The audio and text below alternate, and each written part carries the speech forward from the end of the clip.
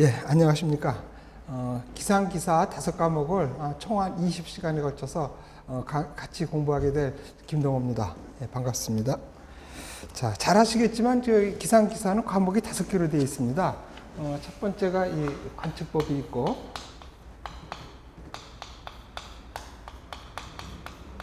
두 번째가 연력학, 대기연력학,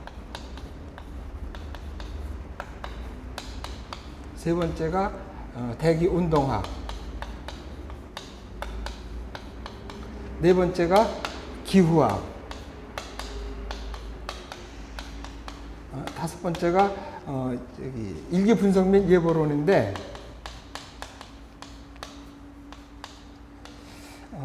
이 5개 과목 중에서 총 100문제가 나와서 그 중에서 60점을 맞으면 합격하는 겁니다. 그래서 이거는 뭐 많이 맞고 그런 거 뭐 경쟁 시험이 아니고 60점만 넘으면 통과되는 시험인데, 문제는 이 관악이 있습니다. 40점 미만이 맞으면은 다른 과목이 아무리 잘 맞아도 불합격을 하는데, 이 5과목 중에서 운동학하고 기후학이 좀 점수가 좀 잘 안 나오는 편인데, 의외로 이 기후학이 점수가 그래도 한대 보면 점수가 좀 나오더라고요. 근데 이 운동학이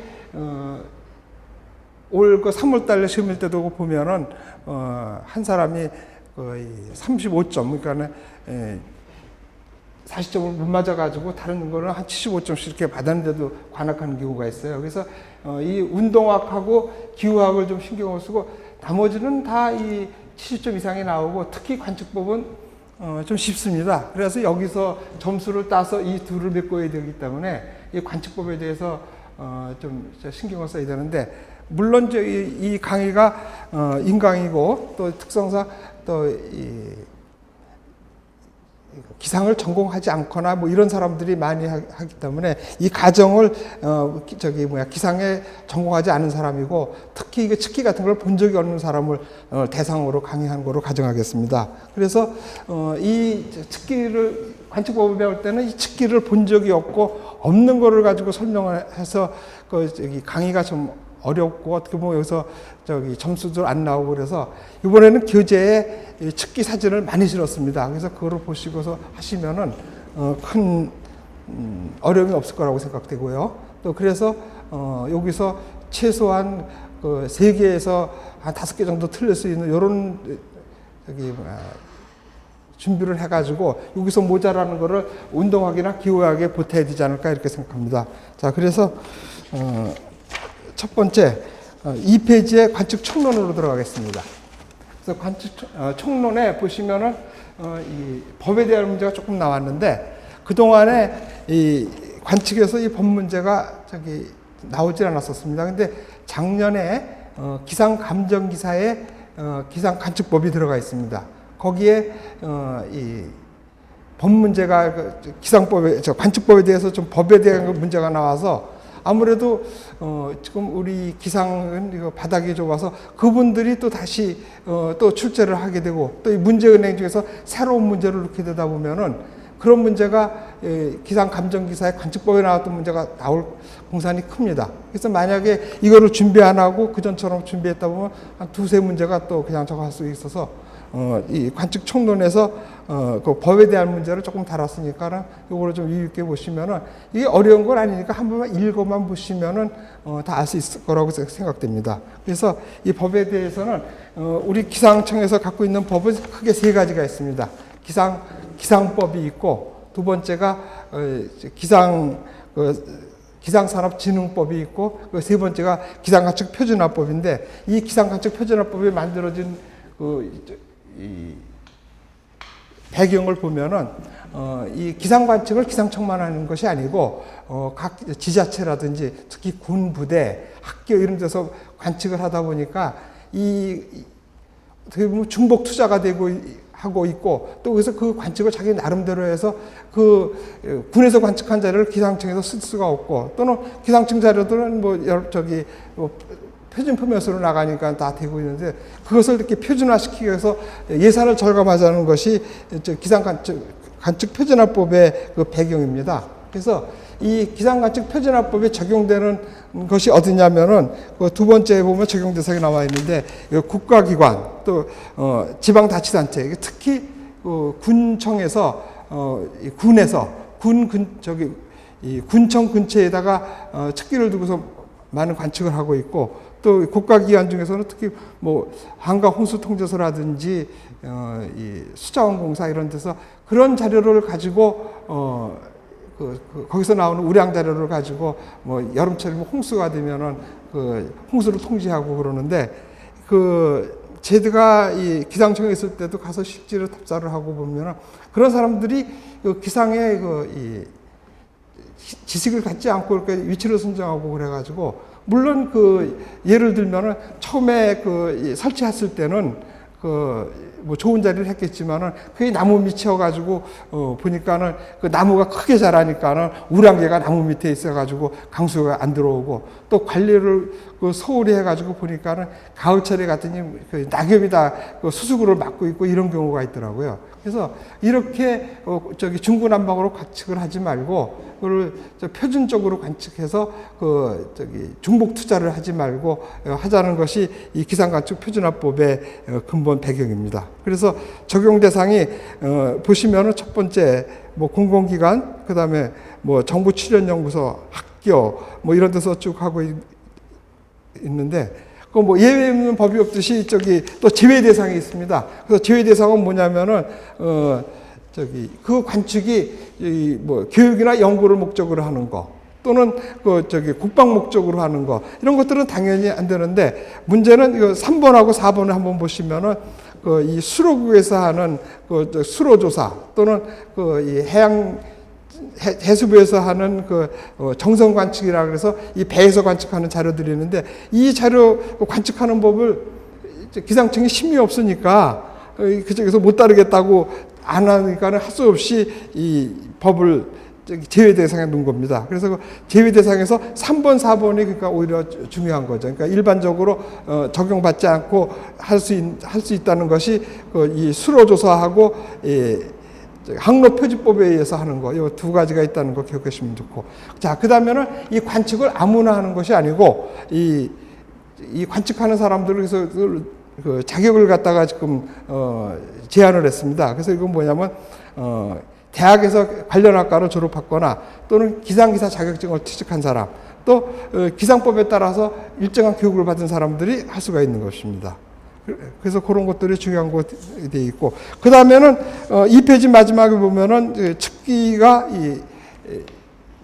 그냥 기상청에서 검정을 만든 그런 측기로 해야 되기 때문에 주기적으로 검정을 받아야 됩니다. 그래서 5년마다 받아야 되는 것은 일족의 일삭의 증발계가 5년이고, 그 다음에 3페이지로 보시면은 나머지는 3년입니다. 온도계, 기압계 이런 것들은 3년이라고 해서 그거 중요하다고 좀 보시면 되고, 그 다음에 이 관측을 하는데 관측 환경이 중요하거든요. 그래서 특히 주변이 광활한 지역에서 관측을 해야 되는데 주변 장애물이 이 높이가 장애물의 높이의 10배 이상을 떨어져야 되는데 그렇게 하다 보면은 한 군데도 적용할 것이 없어서 지금은 4배까지도 가능합니다. 그래서 법에는 10배 정도고 가능한 것은 4배니까 여기에는 4배가 안 나와 있죠. 혹시 그런 걸 물을 줄 모르니까 그거 한번 하십시오. 그러니까 장애물이 있으면은 그 장애물로부터 10배로 떨어져야 되는데 최소한 4배는 떨어져야 된다는 거하고.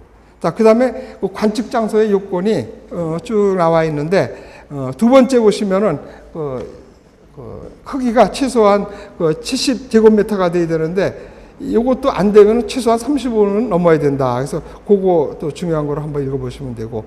그 다음에 이 관측소의 위치가 5가지가 이렇게 나와 있는데 이런 것들이 여기서 아닌 걸 하나 바꿔서 내기 좋으니까 요거 한번 5개를 한번 읽어보시면 요거 뭐냐면은 관측 장소를 아무데나 선정하는 것이 아니고 그 지역을 대표할 수 있는 지역이어야 되고 또 장애물이 적은 거 이런 것을 읽어보시면은 다 충분히 가능한 얘기니까 한번 읽어보시면 되겠습니다. 자, 그 다음에는 4페이지를 한번 보시면은 표준적으로다가 어떻게 측기를 설치하는 그 위치를 넣는데 여기서 뭐 중요한 거는 그냥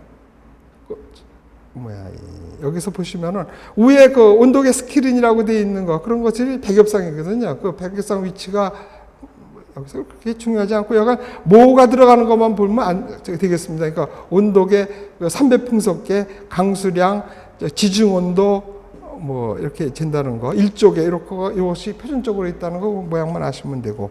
자, 그 다음에는 관측소 주변도 다 이거 되고, 기상 관측의 정의라 그래서 한번 읽어보시면은 이 관측에서 정의는 측기나 목측을 해가지고 그래서 그 값을 바로 읽는 것이 아니고 대수표라든지 상용포 같은 걸 봐서 그 값을 수치나 5페이지로 보시면 부호로 기록하는 것이 그 기상 관측의 정의라고 볼 수 있고, 그 목적은 기상 관측의 목적을 보면은 이 관측 자료를 혼자만 쓰는 것이 아니고 국제적으로 나눠봐야 때문에 국제 기상 정보식으로 해가지고 이 외국과 교환할 수 있게 그렇게 하는 것이 기상 관측의 목적입니다. 자, 그 다음에는 기상 관측의 종류로서는 종관 관측 5페이지입니다. 보시면은 종관 관측이 있고 기후 관측, 농업 관측, 항공 관측, 해양 관측, 고층 관측, 그다음에 특수 관측이 있는데 여기서 용어가 이 종관 관측이라고 하면은 이 종관이라면은 그죠? 우리가 오늘 내일 모레 이 정도의 기상 현상 또는 크기로 보면 고저기압이 하나 지나가는 정도니까는 고저기압의 크기가 한 1000km 잡으면은 그저 사방 한 1000m, 1000m 이런 것이 들어올 수 있는 이런 정도를 종관이라고 합니다. 그래서 요거보다 작은 거는 태풍의 규모로 보면은 조금 작은 거, 그 태풍과 뇌우 같은 것이 중간 규모. 그보다 더 작은 거는 이제 도시라든지 산림 같은 데서 하는 작은 거 이런 것들을 관측하는 것은 미세 규모, 소규모. 그다음에 태풍이나 뇌우 같은 거는 중간 규모. 그다음에 우리가 일기예보하고 이런 것은 중간 규모. 그다음에 그보다 더 큰 것은 이제 대규모라 그래가지고 이 행성 계절풍 같은 것을 관측하고 하는 것은 대규모입니다. 그러니까 요거에 대해서는 일반 기상학이나 또 이 예보론에서 배울 거니까는 어떤 종류가 있다는 것만 아시면 되겠고, 그 다음에는 그 기상 관측의 특징을 보면은 이 자료들은 연속적으로 관측돼야 되고 동시에 관측돼야 자료를 교환해야 되니까는 전 세계가 최소한 아침 9시하고 우리 시간으로 아침 9시하고 저녁 9시에는 전 세계가 모두 관측을 해서 동시에 관측한다는 이런 특징이 있다는 거 아시면 되겠고요. 자, 그 다음에는 5페이지 보시면은 그 관측 요소로서는 가장 중요한 것이 이제 기압하고 기온. 기온은 우리나라 같은 경우에서는 화씨를 하고 외국에서는 섭씨를 하고 외국에서는 미국이나 유럽 같은 데서 화씨를 쓰기도 하고, 그 다음에 이 연구 용어는 절대 온도를 쓰고 있는 것이 여기서 환산표가 밑에 나와 있습니다. 그래서 이 환산표를 보는 방법은 쉽게 한번 보시면 되겠습니다. 우선 이 섭씨하고 우리가 표시할 때 도씨를 표시하죠. 그 다음에 화씨라고 해서 유럽이나 미국 같은 데 쓰는 거 화씨는 도 F로 쓰는데 요 관계식을 한번 보시면은 쉽게 한번 온도계가 이렇게 있다고 치면은 자 이렇게 해서 온도계가 있으면 여기가 어떤 온도 C라고 보면은 여기가 그래서 여기가 0도서부터 100도까지 해서 이거를 100등분 한 것이고, 그 다음에 여기서 여기 32 0이 32가 되고 여기가 0이 되겠습니다. 여기서 여기 180이니까 여기가 F라 그러면은 C하고 F는 F 마이너스 32. C하고 여기는 여기서부터 가니까 C고 여기서부터 여기인데 여기 같은 거리니까 요 C를 빼줘야 32를 빼줘야 되는 거죠. 그래서 그리고 이 간격은 100 간격이고 이거는 180 간격이니까 이렇게 하면 180 C는 100에 F-32. 그래서 C는 어떻게 되나요? 180이 밑으로 가면 9가 되고 여기 5가 되고, 그래서 F-32 이런 관계가 있는 거죠.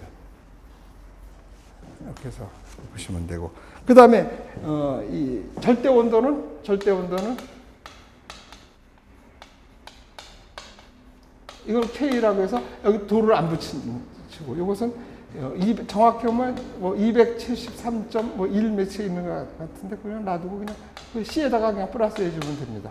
K는. 그래서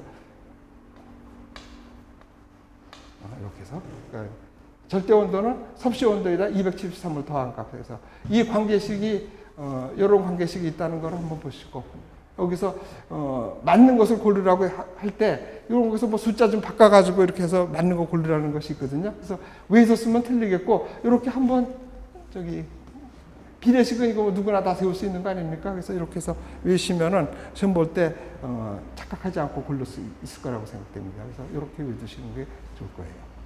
그래서 하는 방법은 0서부터 이거 그 도가 나타난 도를 섭씨도를 C도라고 하고 그 간격을 100등분한 것이고 그 다음에 섭씨 0도가 저기 화씨 32도거든요. 그래서 0부터 여기가 212도를 갖다가 180등분한 거죠. 180등분. 그래서 180등분. 그래서 요 길이는 F-32.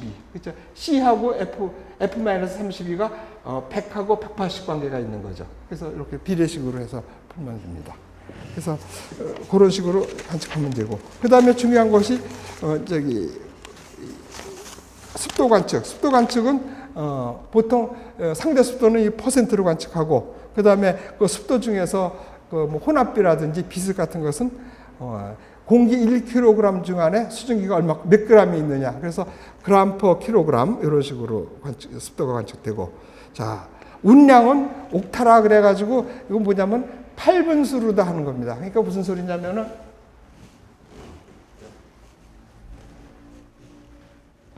하늘에 이만하다고 봤을 때 구름에 낀 것을 다 모으니까는 한번 이만큼 돼서 이게 한 50%라고 치면은 50%가 지금 구름으로 하늘을 가렸다 그러면 이거를 저기 반이니까 5할.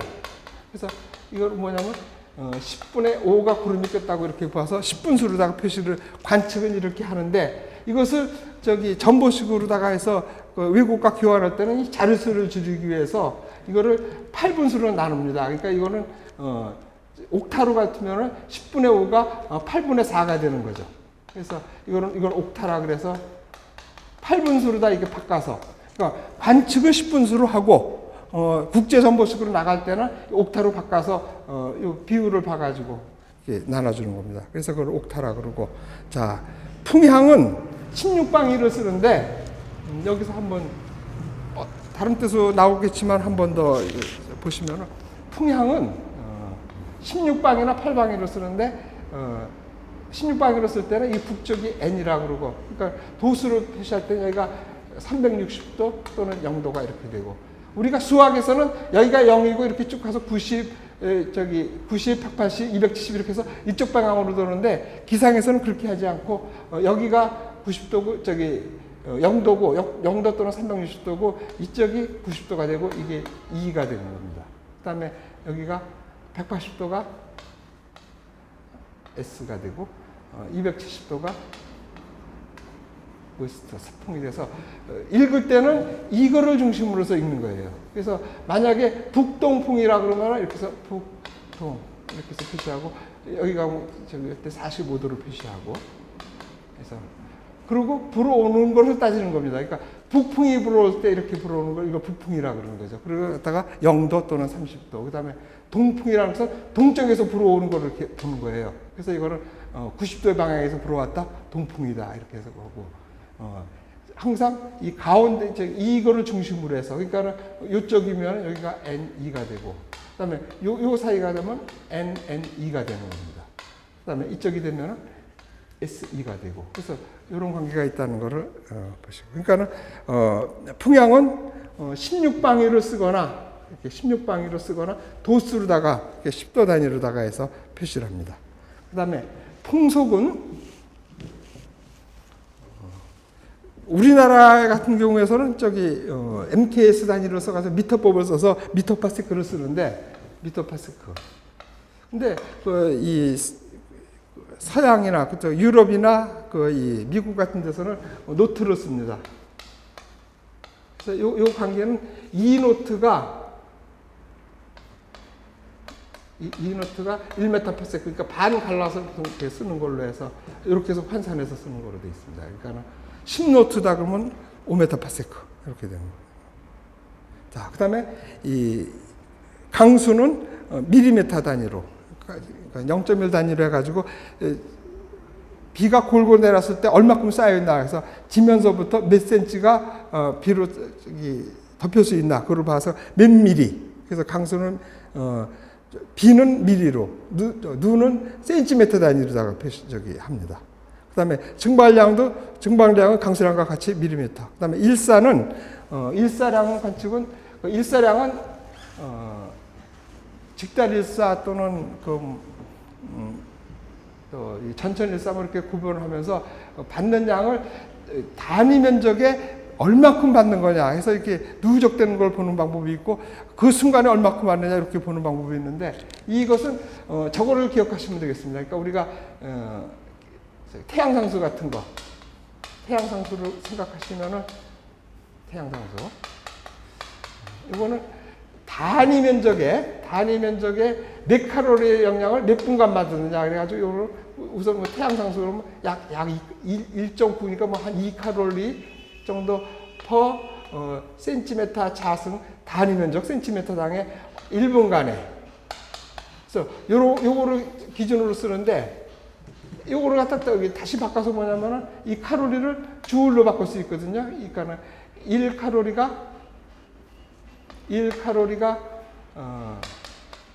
4.2 주울이니까 주울.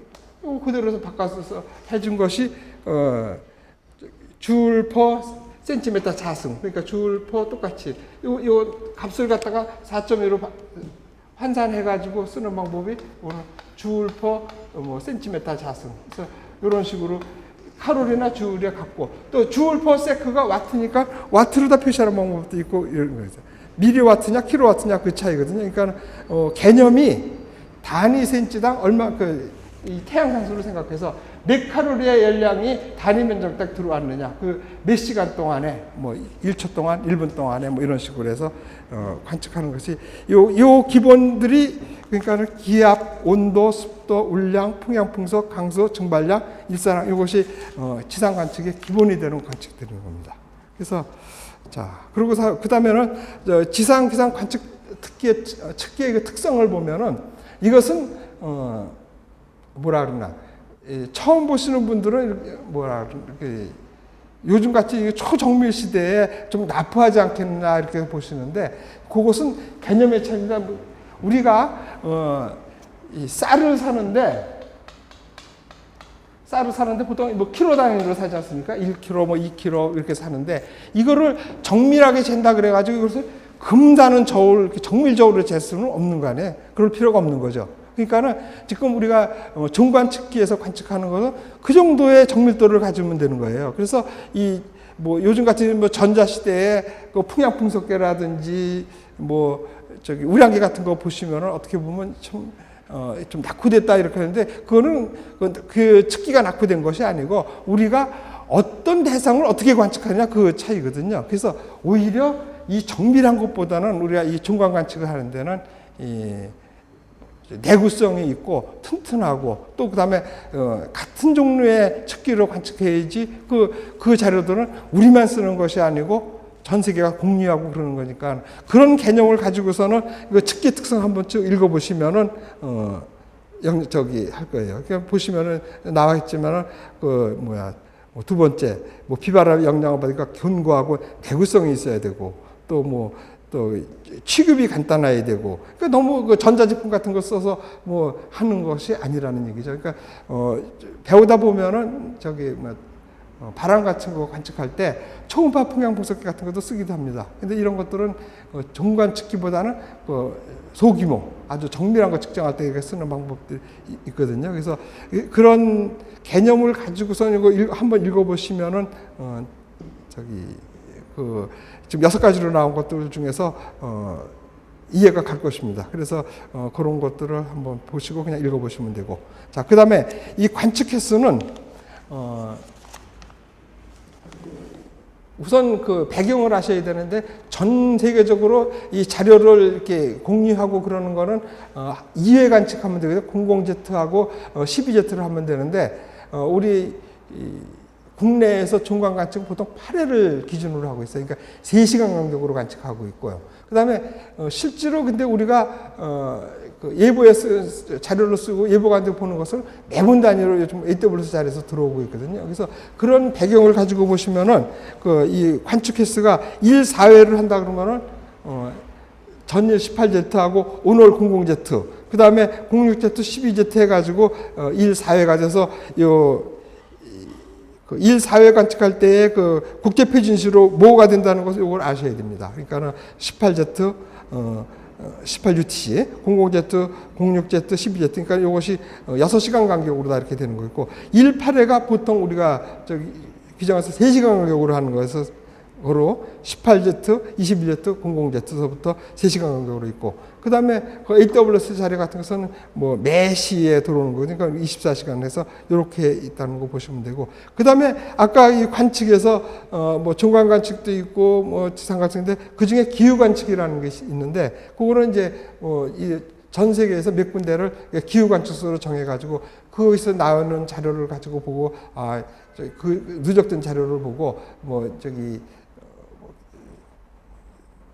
뭐 이산화탄소가 얼마큼 늘어났든지 온도가 몇 도씩 올라가고 했다는 것은 이런 기후 관측소에서 관측한 자료거든요. 그것들은 8회 관측소예요. 8회 관측 자료입니다. 그래서 그거는 지상 기상 관측에 8회 관측하고 시간이 같으니까 같이 그런 거 있다는 걸 아시면 되겠습니다. 그러니까 중요한 것은 기후 관측은 8회로서 지상 관측에 8회하고 같다는 걸 보시면 되고요. 자, 그 다음에는 관측을 하다가 쭉 보면은 그 날짜를 따라서 이렇게 일계를 구분해야 되는데, 우리 기상청에서는 이 일계를 15UTC로 하고 있어요. 15UTC면은 거기다 9시간을 더하면 24시, 그러니까 24시를 중심으로 했다는 거예요. 그러니까 15UTC로 일계 기준이 15UTC라는 걸 외우시면 되고, 자, 그 다음에 그 기상 관측 순서는 원래는 이게 순서가 이렇게 꼭 정해진 건 아닌데, 가장 중요한 거는 11번을 보면은 이제 10번을 보면은 10번이 아니라 11번이 맞네. 그 수온 기압계를 관측하는 시간이 정시예요. 그래서 뭐 시정서부터 이렇게 표준화시킨 거는 관측자가 나오면서 이렇게 노장을 가면서 쭉 가면서 이렇게 관측하는 요 순서를 적은 거거든요. 근데 문제는 이렇게 표준을 하다 보니까는 이거를 보고서는 그 문제를 낸 사람들이 특히 2007년도에 한번 그 나온 문제가 이 문제은행이 들어가지고 작년이네요. 2012년도 기상 감정 기사에서 그게 나왔는데, 뭐냐면은 정시 관측이 그 수온 기압계 관측한다 그러는데, 그 9번하고 10번에서 그 온도 관측 시간이 언제냐고 물었는데, 그거를 갖다가 이거를 정시니까 그보다 뭐 1분 전이라 그래가지고 이 온도 관측은 정시에서 1분 전에 관측한다고 되어 있는데, 사실은 그게 답이 아닌데 이거를 보고 문제를 내서 그 문제은행이 들어가지고 그게 연달아 이렇게 나오는 거 보면 또 나올 수 있다는 얘기예요. 그러니까 문제는 사실은 그 문제는 잘못된 문제인데, 여기서 중요한 거는 이 수온 기압계를 관측하는 시간이 그 정시, 그러니까 뭐 8회 관측이면은 3시간 간격으로 해가지고 00C하고 뭐 03Z 뭐 이렇게 해서 딱 되는 시간에 관측하는 것은 이 기압계를 관측하는 시간이고, 이 순서는 편의에서 하는 건데, 이 순서가 지상기상 관측법 순서에 나왔으니까 문제를 만든 사람이 유추해가지고 수온 기압계에 읽는 시간이 정시면은 온도는 1분 전이 아니냐 해서 뭐 약 1분 전 해가지고 최고 온도계를 온도를 관측하는 시간을 해서 냈는데, 사실은 잘못된 거예요. 근데 이 문제가 다시 나올 수 있으니까 그거를 다시 한번 기억해 두셔야 될 것 같아요. 자, 그래서 중요한 거는 약간 수온 기압계를 읽는 시간이 정시고, 약 1분 전쯤 되면 이제 습도 읽고 최고 기온 읽고 자기 온도계 읽어라 그랬더니 이걸 갖고 문제를 그렇게 낸 거예요. 그래서 뭐 온도는 몇 시에 관측하냐, 그러니까 뭐 정시 1분 전 이렇게 해서 그게 답으로 처음 되는 거예요. 그래서 그거 기억해 보시고, 중요한 거는 이 순서가 아니고 기압계가 있는 시간이 정시 관측이라는 것만 하시면 되겠습니다. 자, 그 다음에 그래서 8페이지로 들어가겠습니다. 자, 여기서 측기면서 관측인데 여기서 아까 말씀드렸듯이 이 측기를 전공하지 않은 사람이 보지도 않고서는 그 책만 보고서 문제 푸는 게 참 어려움이 많은 것 같아요. 그래서 가능한 한 많은 사진을 놓았고 그 다음에 그 관측 원리 같은 것을 설명해 드리겠어요. 그러면 그 관측 원리가 시험이 안 나오는데 왜 하냐 그러는데 그렇게 측기 특성을 알아야 왜 이렇게 관측을 했는지를 알고 그래서 하시는 게 좋을 것 같습니다. 그래서 그렇게 해서 한번 보시면은 이 측기 문제는 뭐 어려운 뭐 수학 공식을 뭐 요구하거나 뭐 그런 게 아니니까 읽어보시고 이해만 하시면 점수가 따기가 좋은 거니까 여기서 최소한 80점 이상은 여기서 맞겠다는 거를 두시고 공부를 하시면 될 것 같습니다. 그래서 8페이지 측기력 관측을 하겠습니다.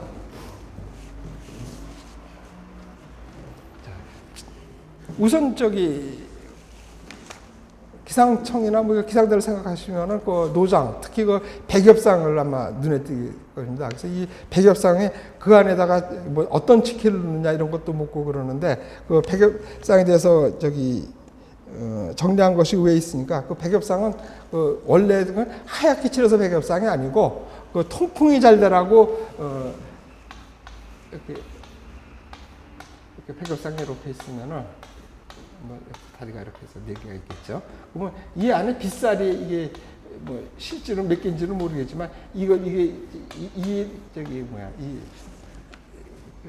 엽자를 써가지고 이게 낙엽 뭐 이파리 같은 거에서 100개가 있다 그래가지고 백엽상이 그러니까 하얗다는 뜻에서 100이 아니고 100개가 있다 그래서 백엽상이에요. 그래서 여기다 신치를 하고 그런 것은 복사를 차단하는 거고 또 이렇게 둔 것은 이게 바람이 이렇게 잘 통하라고 해서 통풍이 잘 되라고 하는 거거든요. 그래서 왜 그렇게 하냐면 이 4가지로 나왔지만은 이 안에 온도 분포가 이 안에 다르면 안 되거든요. 그래서 통풍이 잘 돼가지고 온도가 골고루 돼야 되고 그다음에 두 번째가 직사광선에서 안이 더워지면 안 되니까 하얗게 칠한 것이고 그다음에 복사열로 차단해서 밑에서도 오는 것도 차단할 수 있어야 돼요. 밑에서 오는 복사열도. 그 다음에 통풍이 잘 돼야 되고 그래서 모양은 그 밑에서 그 8페이지에 그 전면하고 후면이 나와 있고 여기서 중요한 것은 그 문 여는 데가 이 넓은 쪽의 전면이 그 북쪽을 향하는 겁니다. 그래서 북쪽에서 열어볼 수 있게 그렇게 모양이 되어 있는 거예요. 그래서 밑에 그림 그 왼쪽이 그 전면인데 그쪽이 북쪽을 향해야 되는 거예요. 그래서 그 안을 열고 보면은 그 안에 뭐 통풍 온도계, 최고 최저 온도계 뭐 그런 데가 여기 들어져 있습니다. 보시면 되고 자 그다음에는 기압 관측. 그래서 9페이지를 한번 보시면은 관측 중에서 정시 관측이 기압 관측이라도 했지만은 이 관측 중에서 가장 중요한 것이 어떻게 보면 기압이거든요. 그래서 이 기압은 어떤 것이 기압이냐면은 우리가 이렇게 관측소가 이렇게 있다고 치면은 여기에 쭉서 대기 상황까지 이렇게 했을 때 이 단위 면적 보통 MKS 단위로 쓰면은 사방 1m에 이 지표소부터 이 대기 상황까지에 있는 공기의 무게가 누르는 거지. 그러면 그것이 물로 치면은 한 10m의 물기둥. 10m의 물기둥하고 같은 거예요. 그러니까 누르는 무게가 같다고요. 이거하고도 같은 것이 우리가 좀 수은기압계를 쓰니까 수은으로 치면은 여기 76cm. 단위 면적으로 누르는 힘이 바로 기압이에요. 그래서 이거를 관측하는 측기는 수은기압계로 측정을 하고 또는 그 수은기압계로 측정하는 원리는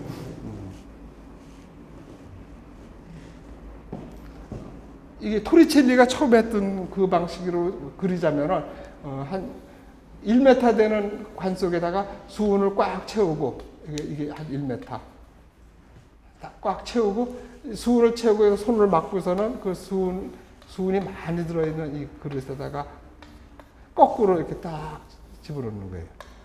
이렇게 딱 해서 딱 빼면은 이 수은이 무거우니까는 이렇게 해서 이렇게 내려갈 거라고요. 그래서 여기서부터 요거가 보통 76cm가 된다는 얘기예요. 그럼 여기가 당연히 진공이 되는 거죠. 그래서 무게가 76cm 곱하기 수은의 비중이 13.6, 중력 가속도 이렇게 곱해가지고 1013mB가 나오는 거예요. 이거는 나중에 한번 또 기회가 있을 테니까 한번 하고. 그래서 이렇게 하는 것이 이 원리로 관측하는 것이 수은 기압계고, 그 다음에 다른 방법은 뒷변에 나오겠지만 공합 아네로이드 기압계가 있고 그래요. 그래서 대기압의 정의는 얘기했지만 단위 면적을 누르는 심이고, 수은 기압계는 밑에 9페이지에 보시면은 이것이 수은 기압계의 모형이에요. 그래서 토리첼리의 실험에서 그 원리대로 만든 것이고, 근데 거기서 중요한 것이 뭐냐면 이 메니스커스라 그래가지고 이 액체들은 이 응집력하고 부착력이 있는데, 그게 무슨 소리냐면 우리가 뭐 유리판 위에다가 물방울을 하나 떨어뜨리고 그 다음에 수은을 이렇게 하나 떨어뜨리면 물은 이거를 이렇게 그리지 말고 옆면에서 이렇게 보면은 물은 그냥 이렇게 해서 이렇게 바닥에 이렇게 붙을 거예요. 근데 수은은 동그랗게 되죠. 그래서 뭐냐면은 물은 부착력이 크고 수은은 그 응집력이 커서 그래요. 이게 수은이고, 이걸 물이라 그러는 거. 물 또는 알코올. 그래서 우리가 지금 봉상온도계에서 주로 쓰는 것들이 이 수은하고 알코올인데, 수은은 응집력이 크고 이 알코올은 부착력이 커가지고 이 봉상온도계나 이 수은기압계를 이렇게 보시면은 미세관 속에 이 수은을 집어넣으면은 모양이 이렇게 붙고, 그러니까 응집력이 커서 이렇게 되고, 만약에 이건 수은이고 알코올이면은 붙어서 이렇게 해서 이렇게 나갈 거예요. 그래서 이런 현상을 메니스커스라 그러는데, 그래서 우리가 표준화기를 여기를 읽는다, 또 알코올이나 볼 때는 여기를 읽는다 해서 이렇게 정해서 시도를 보게 돼 있는데, 그래서 이것이 이렇게 되는 원리를 메니스커스라 그러고, 왜 생겼냐면은 응집력하고 부착력이 모든 액체는 갖고 있는데 수은은 응집력이 커서 이런 모양이 생기고, 물이나 알코올은 부착력이 커서 이 주변에 붙어가지고 이렇게 돼서 익을 때 오차가 생길 수 있다는 얘기예요. 그래서 이 기준을 잘 정해서 하면 돼요. 그래서 자, 그 다음에는 했을 때 9페이지 맨 위를 보면은 이 관측을 하다 보면은 오차가 생겨서 보정을 해야 되는데, 첫 번째가 기차 보정이고 온도 보정이고 중력 보정이고 그 다음에 기압 같은 것을 해면 보정을 하는데, 이 기차 보정이 지금 다시 10페이지를 보시면은 10페이지에 네모 박스 안에 쳐놓은 거를 한번 보십시오. 이걸 보시면은 이것이 기상청에서 지상기상 관측 지침에 나온 것에서 이 기차 보정이 이 메니스커스 때문에 이 기차 보정이 생긴다 그러는데, 사실 이게 잘못된 건데, 이 책을 보고 또 다른 책을 쓰기도 했고, 또 문제가 여기서 이거를 보고 낼 수도 있어서 하는 건데, 이 기차 보정은 이 메니스커스 때문에 생기는 것이 아니고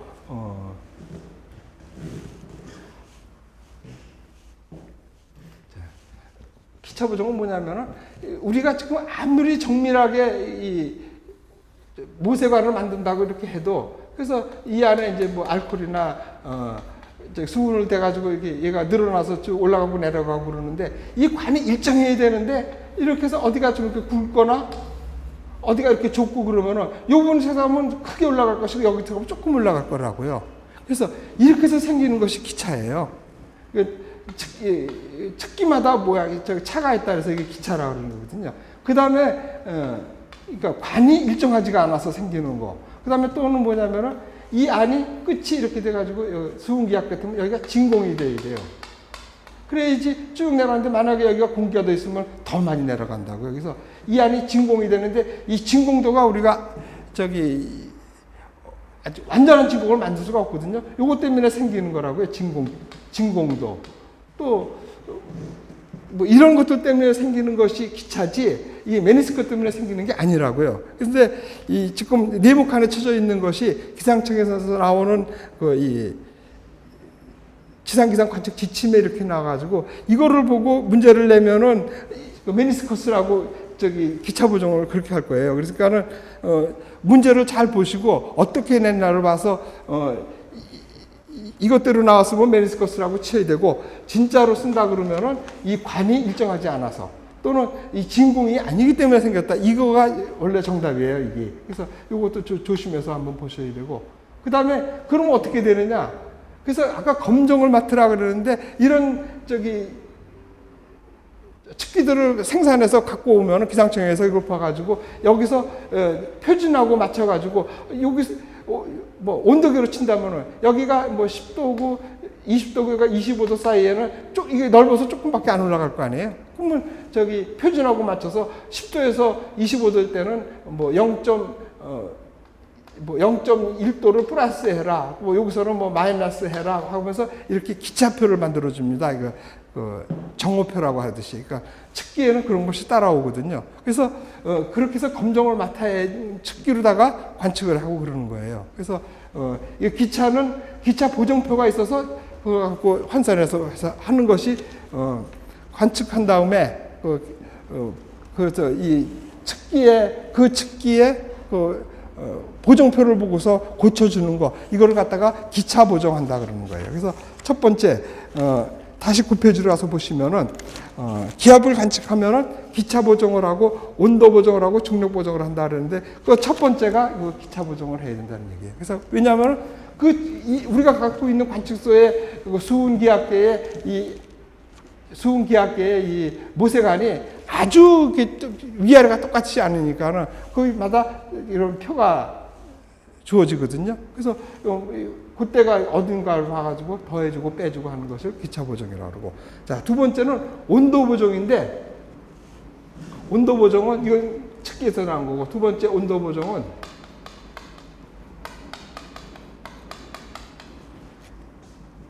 이 관측 원리는 온도계라든지 수은기압계에서 수은이 팽창하고 온도에 따라서 늘어나고 줄어들기 때문에 값이 일정하지 않다고요. 그래서 이거를 0도씨에 팽창로다가 바꿔주는 거, 이것을 온도 보정이라고 그래요. 그래서 관측을 하면은 지도를 읽고 그때의 옆에 온도계가 있는데 그걸 부착 온도계라고 그러는데 그 온도계를 읽어가지고 그 값을 가지고 가서 아까 처음에 얘기했듯이 기차 보정을 하고 그 다음에는 그 온도가 몇 도에 따라서 뭐 얼마 더해줘라 얼마 빼줘라 하고 이렇게 하는 거, 이것을 온도 보정이라고 그러는 거예요. 그래서 두 번째 온도 보정을 하고 그 다음에 세 번째는 뭐냐면은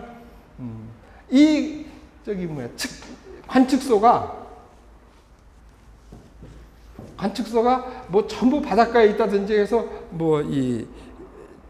해수면에만 쫙 있다 그러면은야 그런 걸 필요 없겠지만 관측소가 고지에도 있고 어떤 데는 뭐 우리나라 같은 데서 뭐 대관령이라든지 고산 같은 데 산꼭대기에 있다고요. 그리고 어떤 것들은 뭐 해변가에 있는 관측소도 있고 같은 기압이지만은 올라가면 기압이 낮게 관측되고 해변에 있는 건 높게 관측되니까 이거를 비교가 안 되니까 모든 관측 값을 이 해면으로다가 바꿔주는 거, 이걸 갖다가 해면 경정이라고 하고 그 전에 해면 경정이고 측기마다 높이가 틀리니까 여기서 중력 값이 다르다고요. 이 중력은 해면을 기준으로 해서 됐거든요. 그래서 그날 중력이 관측 고도에 따라 가지고 이 관측표가 나와 있어요. 그래서 그걸 바꿔주는 것을 중력 보정이라고 그래요. 그러니까 첫 번에 관측을 하면은 기차가 우리 측기가 어떻게 값이 있느냐를 기차 보정표를 보고서는 해주는 것이 기차 보정. 두 번째, 그 부착 온도계를 있고 온도가 얼마나 해서 0도씨로다가 바꿔주는 것이 온도 보정. 그 다음에 측기가, 관측소가 높이마다 좀 틀리기도 하고, 값이, 중력값이 틀리기도 하고, 중력이 세면은 측기가 많이, 수온이 많이 못 올라가, 세면은 이 값이 크게 나타나고 작으면 나타나거든요. 그래서 표준 중력 값으로 바꿔주는 거, 그게 중력 보정이고, 그 다음에 관측소가 높이가 다른 것을 전부 해명 값으로 바꿔주는 거. 그래서 여기까지 첫 번째 기차 보정, 두 번째 온도 보정, 중력 보정 값을 갖고 나온 값이 현지 기압이에요. 현지 기압.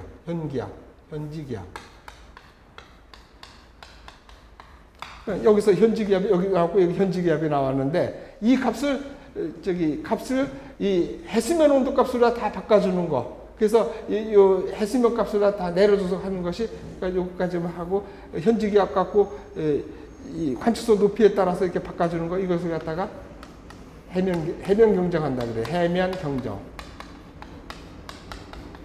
그래서 이 해면 기압 값으로 바꾸는 것이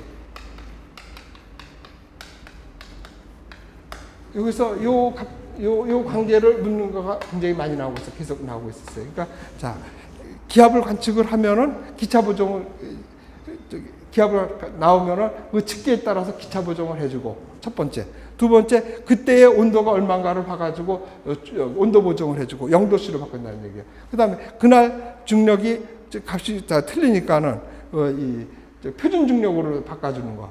그래서 세 개를 다 해서 값을 바꿔주는 것을 갖다가 바꿔주면 세 가지 보정을 하면 그때 나온 값이 현지 기압이에요. 그 현지 기압을 다른 나라 다른 관측소하고 값을 비교해 보기 위해서 이 해수면 온도 값으로 다 낮춰주는 거 이것을 갖다가 해면 경정한다 그러고 그래서 해면 경정 값을 하면은 그 값이 해면 기압이 되는 거예요. 그러니까 이 관계를 묻는 경우가 많으니까 한번 보시고 자 그래서 페이지 이렇게. 자, 그래서 10페이지에 있는 기상청의 지상기상 관측 지침에 나와 있는 기차 보정은 사실은 잘못된 거다. 그래서 그렇지만은 이거를 보고 문제를 내거나 좀 시중에 나와 있는 책이 요거를 그대로 써는 책이 있어요. 근데 이건 잘못된 거거든요. 그래서 기차 보정의 원인은 그 메니스커스가 아니고 모세관이나 하고 진공도 이런 것들 때문에 생기는 것이 맞는데 혹시 이거를 보고 또 문제를 내면 그렇게 쓸 수가 있으니까 그 메니스커스도 외셔야 되고 그 다음에 그 메니스커스가 아니고 딴 거로 나오면은 뭐 온도계도 그렇고 그 모세관에 같은 굵기가 되지 못하게 하는 거 또는 진공도 이런 것들 때문에 그렇다고 보면 돼요. 그 다음에 온도 보정 얘기는 이거 맞고요. 그러니까 온도 0도로 기준으로 해서 하는 거고, 중력 보정은 표준 중력에 맞춰서 하면 되는 거고, 그 다음에 해면 경정은 그런 관측 자료를 비교해서 현지 기압을 해수면 온도 값으로 바꿔주는 거, 그거를 해면 경정한다고 그러면 돼요. 자, 그래서 그 해면 경정까지 해서 그렇게 하는 걸로 되고. 자, 그러면은 이렇게 관측을 하는 것은 관측이 중요하다 그래가지고. 정시에 이 기압을 하는데 이 기압을 읽으려면 어때요? 이거는 가서 가서 직접 가서 읽어야 되는데 그날 뭐 최고 기압이 언제 나왔는지 최저 기압이 언제 나왔는지 이건 알 수가 없다고요. 매 시간 들어볼 수 없기 때문에. 그래서 다른 방법으로 관측하는 것이 뭐냐 해가지고 보면은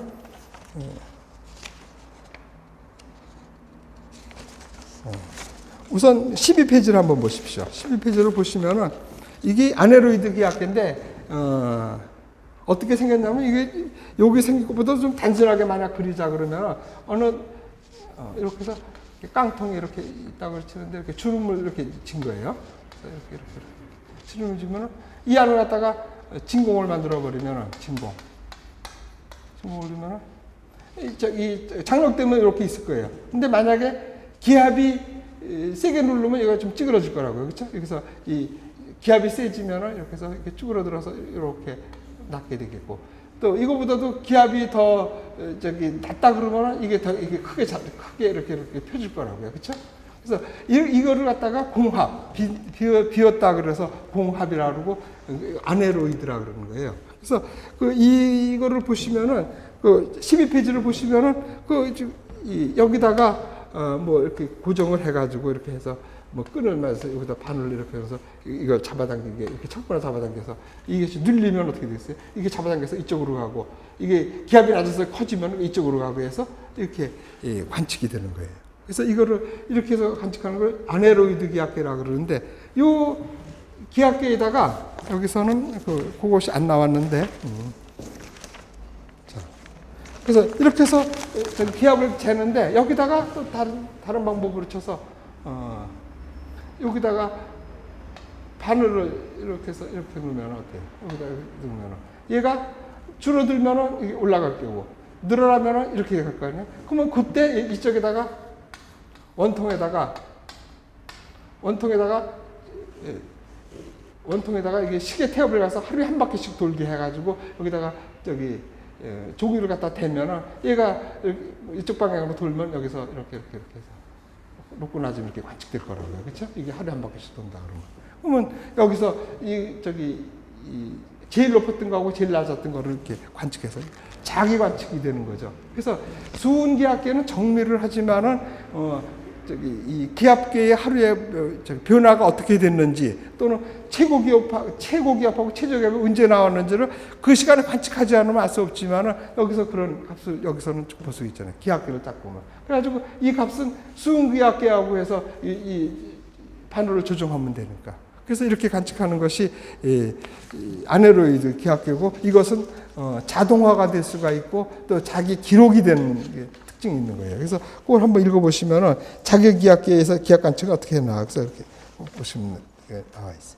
그래서 이런 식으로 기압하는 거고 그 다음에 아까처럼 여기서 공압을 집어넣고서는 이 안에다 집어넣고 여기다가 바늘을 이렇게 돼가지고 이렇게 해서 보통 이렇게 해서 바다에서 거기 이 12페이지 위에 있는 거, 배 같은 데서 보면은 기압값을 이렇게 읽는 거, 이것이 아네로이드 기압계고, 이런 식으로 하는 건 자기 기압계, 이건 공압 기압계, 아네로이드 기압계에서 이것은 배에서 수은 기압계로다가 관측하기는 힘드니까 배 같은 데서는 이 아네로이드 기압계 이걸로 쓰고 있고, 또 이것을 간단하게 만들어 가지고 벽에다 이렇게 걸 수 있게도 만들었죠. 그러니까 이렇게 해서 이렇게 기압이 이렇게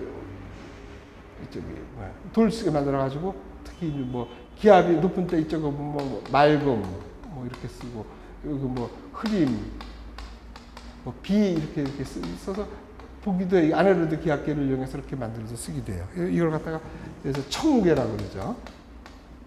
청우계. 이런 것들이 다 공압을 이용해서 만든 거예요. 그래서 이거는 자기 기압계, 아네로이드 기압계 이런 건 청우계 해서 그런 것들이 12페이지까지 해서 나와 있는 거거든요. 한번 읽어보시면 되겠어요. 자 보시면은 아네로이드 기압계 그러면은 뭐 온도 20도일 때가 정확하다는 거 한번 아시면 되고 운반하는데 뭐 편리하고 뭐 이런 거 소형으로 들 수 있고 이런 거서 선박에서 이용한다 이렇게 보시면 되고 그 다음에 자기 기압계 10페이지서부터 나와 있는 거 보면은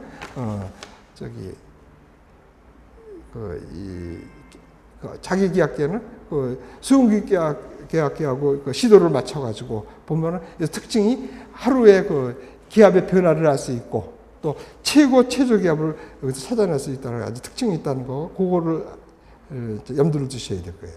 그래서 보통 24시간 이렇게 쓰고 있는데 사람이 없고 뭐 이런 데서는 이거를 천천히 돌게 해가지고 뭐 일주일씩도 쓰게 하는 방법도 있어요. 그러면 정밀도는 떨어지는 거죠. 보통 하루에 한 장씩 가는 걸로 해서 자기 기압계를 이런 식으로 쓰고 있어요. 그래서 이거는 크기가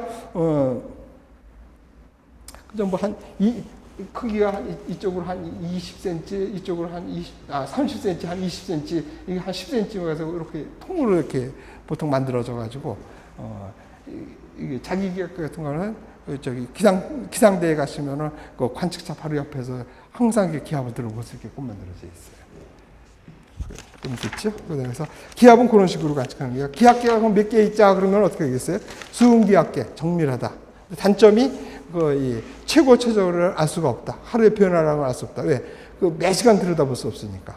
그다음에 수은기압계고 그건 폴티뇽 기압계라고 합니다. 그다음에 이런 식으로 된 것은 자기기압계. 특징이 비록 정밀도는 좀 떨어지지만 그래서 그거는 주기적으로 수은기압계하고 시도를 맞춰야 돼요. 그래서 하는데 소용이 가능하고 그다음에 기록이 돼서 하루에 일 변화를 할 수 있고 그래프로 그다음에 최고 최저를 알 수 있고 그런 특징이 있고 그다음에 이 아네로이드 공학기압계 12페이지 상단에 나와 있는 거 이 모양은 간단하고 이동도 간단하고 그래서 이거는 선박 같은 데서 기압 관측할 때는 이거 기압계를 쓴다. 그다음에 오늘 상품으로 이렇게 나와가지고 뭐 기압이 높으면은 날씨가 맑으니까 맑어.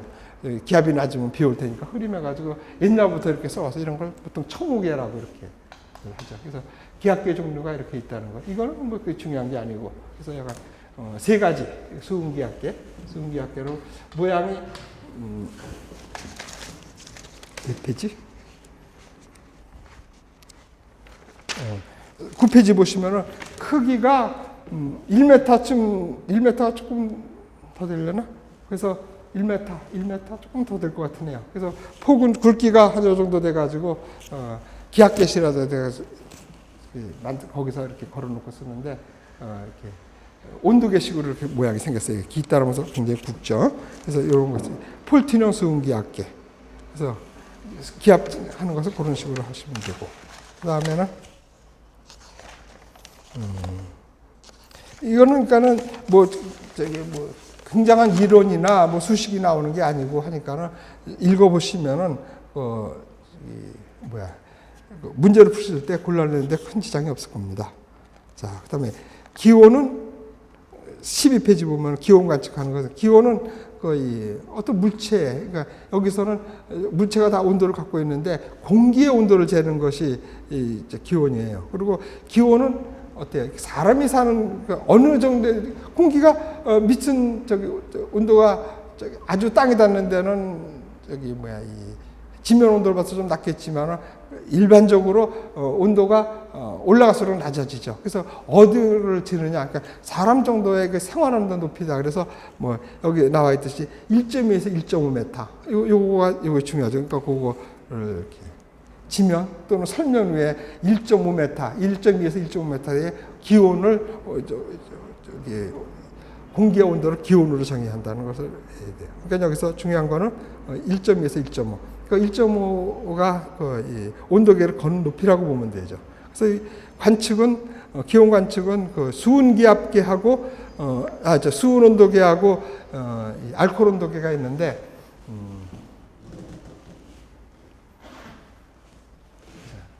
보통 우리가 이 알코올 온도계를 쓰는데 알코올하고 수은온도계를 쓰는데 수은온도계하고 알코올.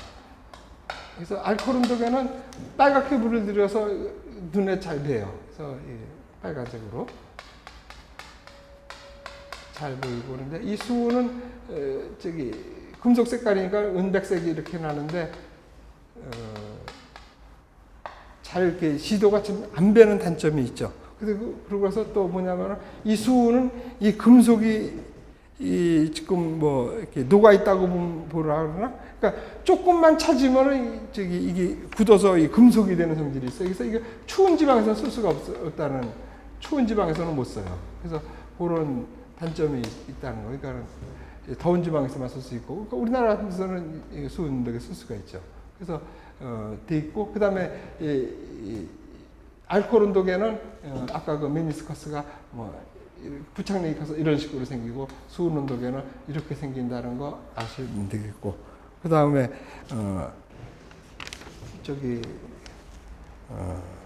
10분의 1 단위로다가 이렇게 관측한다는 거 보시면 되고 수은 온도계 됐고 자, 그 다음에 이 온도계가 이렇게 그래서 이렇게 해서 봉상온도로 온도를 재면 돼요. 그러니까 우리나라 같은 데서 알코올이나 수은 온도계 다 쓰고 있는데 수은 온도계가 이 팽창률이 좋으니까는 보통 이 팽창 계수가 일정해서 수은 온도계가 더 정밀하죠. 그래서 보통 수은 온도계를 쓰고 있어요.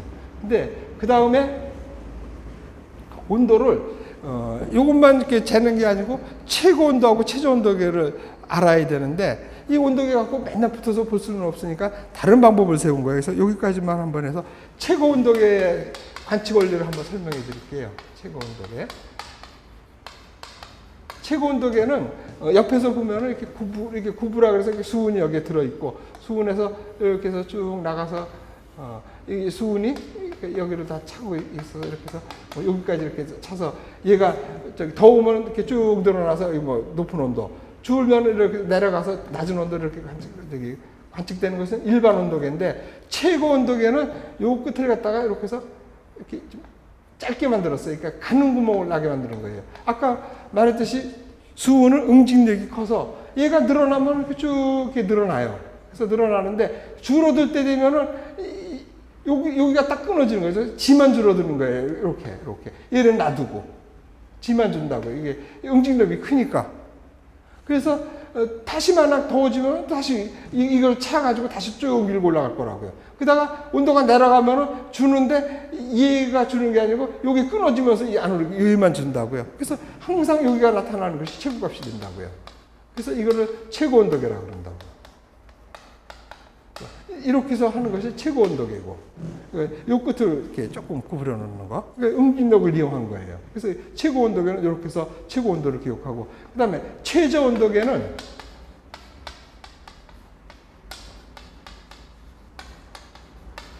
온도계가 이렇게 있으면은 여기다가 이렇게 유리 막대 같은 거 조그만 걸 이렇게 넣은 거예요. 그러면 어때요? 이 물은 수은은 부착력이 커서 얘를 이렇게 통해서 얘가 막 커져요. 그래서 늘어난다고요. 그래서 이렇게 늘어나. 그러다가 줄어들면 쭉 줄어들다가 이 부착력이 크니까 줄어들 때 얘를 같이 따라서 내려가는 거라고요. 유리 지표가 따라서 이쪽으로 줄어든다고요. 그래서 얘가 이렇게 들다 줄어들면 같이 따라서 이렇게 줄어들다가 다시 온도가 높아지면 얘를 뚫고 다시 이렇게 해서 올라가서 또 수은이 막 알코올이 더 자라는 거죠. 그러다가 줄어들면 쭉 가서 얘를 가지고 내려가. 그러니까 항상 여기가 이 최저를 나타내는 거라고요. 최저 기온. 그러니까 요거는 수은의 응집력을 이용했고, 요거는 알코올의 부착력을 이용해서 하는 것이, 이거는 최고 온도계, 최저 온도계. 예. 이렇게 해서 이 기압을 이렇게 관측을 하는 거고, 기온은 다음 시간에 그럼 하겠습니다. 오늘 여기까지 하겠습니다.